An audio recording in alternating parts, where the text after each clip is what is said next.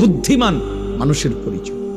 জীবনের কদর যার কাছে নাই, হায়াতের কদর করো, কি করে তার কোনো পূব পশ্চিম নাই, আগা মাথা নাই, কোনো বিচার বিশ্লেষণ নাই, বুদ্ধি বিবেক নাই, পার্থক্য নাই। এক কথা আমি বললাম, আমি প্রতিদিন এটা বলি, পার্থক্য জ্ঞান, আমি কি করছি, কি করা উচিত, এই পার্থক্য জ্ঞান যার মধ্যে নাই, বরং যখন যা মন চায় আমি তাই করি, তাই করছি, নিশ্চিত এটা মনে রাখতে হবে ওইটা কোনো মানুষ না, বরং সে শুধুই জানোয়ার।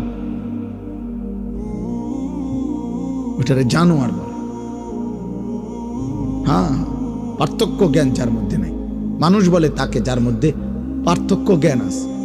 এটা আমার জন্য উচিত না উচিত না, এটা আমি করব না ছাড়ব, এটা আমার জন্য আদেশ না নিষেধ, এটা আমার জন্য কল্যাণ নাকি ক্ষতিকর, এটা আমার জন্য করণীয় নাকি বর্জনীয়, এটা আমার জন্য আল্লাহর আদেশ না নিষেধ। এই পার্থক্য জ্ঞান, এটা হচ্ছে মানুষ। এটা যার মধ্যে নাই সে মানুষ।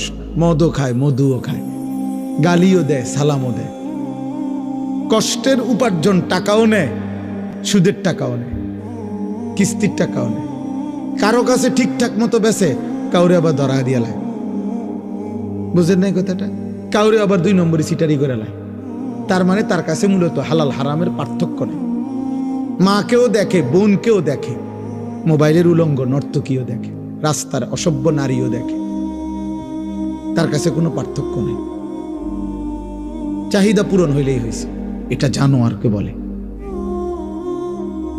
একে বলে জানোয়ার। এটা ইনসান না।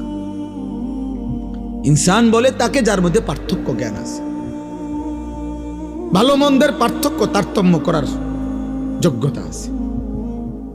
আল্লাহ তাআলা এর জন্য